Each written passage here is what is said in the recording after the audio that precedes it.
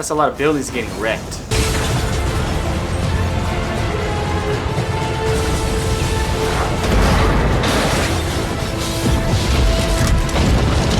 A lot of people dying there too. Makes me wonder, will raising the stakes also lower our expectations for the film?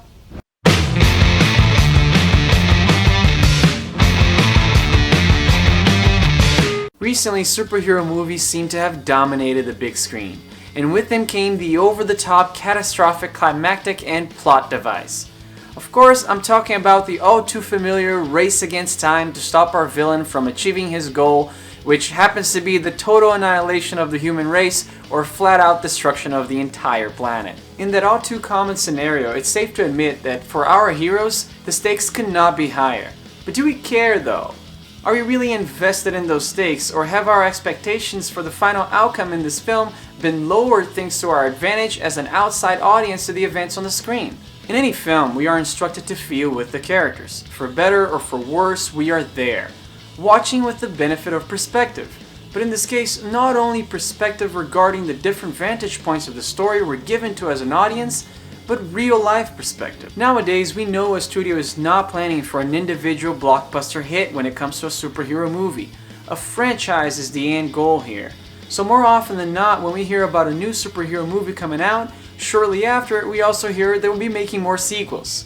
Sometimes before the original one is even out in theaters yet. And if you're Marvel, you already have movies featuring more or less the same cast from now until 2019. Making speeches like this sound pretty silly. Xandar, you stand accused.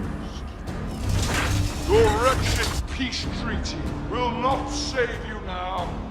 'Tis the tinder on which you burn. The time has come to rejoice and renounce your paltry gods. Your salvation is at hand. Isalka! Yeah! Child, things are gonna get easier. Ooh, child, things will get brighter. So how do we care? How do we feel anxiety for a character's future that seems so predestinated to succeed? How do we fear for this hero's fate when the promise of world destruction seems like a bluff when paired with an outside perspective of knowing that this film is not the final chapter in this hero's journey? After all, if we can't promise to destroy the world this year, how can we match the last villain that almost accomplished that? The problem here is that by raising the stakes to the planet destruction level, you remove the key ingredient that makes a superhero a hero. Choice. If the world is ending, the hero has no choice but to fight. By removing that choice, you remove the inner conflict that every good hero struggles with. To do nothing or become something. To live his own life or save one.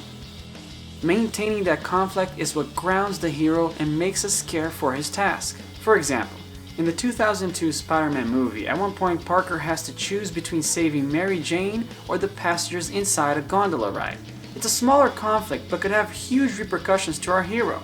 At this point, the thought of Spider-Man not being able to save one of them seems more real than the Avengers not being able to stop the Chitauri invasion. And in Spider-Man 2, although we're treated to the same sort of mass destruction threat at the end of the movie, earlier Parker has to choose between chasing after Doc Ock or self-sacrifice once the villain disabled the brakes on the crowded train they were fighting on.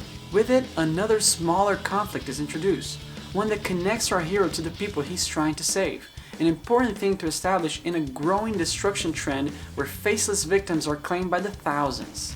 In the critically acclaimed The Dark Knight, the promise of chaos and anarchy by the Joker's grand plan is evident in every step.